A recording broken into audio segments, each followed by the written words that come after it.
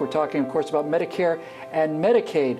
What are the differences and what does each one cover? It's not just the patients that suffer with Alzheimer's. I think perhaps more than any other disease, this has a wide circle of influence. One of the most important things about these assisted living communities is that they provide that social network. Let's take a closer look at the roles we'll serve and why it's important to have one. A lot of people hope that they'll be at least a lower tax bracket when they reach retirement, although in this day and age, that's not always the case. Part B, which is kind of murky, that's where that gap insurance of Part C comes in quite handy to make sure that you got full coverage. It provides that overall full coverage by obtaining that private insurance. That at 65, as an American citizen, you're eligible for Medicare at 65, but that doesn't mean you have to start it at 65. What are some of the dangers of delaying enrolling in Medicare? The myth out there that Medicare covers all the expenses, not true. I hope every viewer hears the importance of this because, yes, you run the risk of losing your home.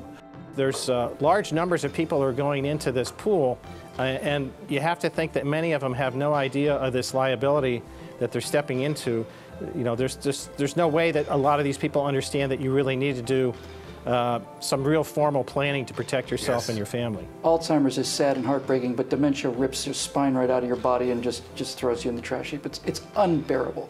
What we find with Alzheimer's and all forms of dementia is there's a tremendous amount of guilt on the part of caretakers, and they are afraid to say, I can't do this any longer on my own. I think it's really important for caregivers to acknowledge all of those emotions because there is a huge range of emotions that are conflicting and occur at the same time. My dad, when he could not take care of himself at all in the hospital, was convinced he was going home in 2 days and was going to live just fine. And any discussion of an in-home nurse or anything else, and you have to be resolute. If you're dealing with hospitals at first and then you're moving them into these facilities, everybody will make it seem like it's a Medicare thing first, like it has to happen tomorrow.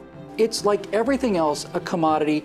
There's competition. You, in many cases, get what you pay for, but also there are deals to be had as with any other commodity. It allows an individual to dispose of his or her access to where they go, who's in charge, how they're to be disposed, and no dispute after they leave this world. It's medically necessary. You don't have the time. There's no luxury. You get a call. They say, this is what's going on. We have to do this now. Is there a DNR? Is there a do not intubate? Is there? And you've got 35 seconds to decide. Advanced directives could be a crucial part of ensuring a patient's desires are met.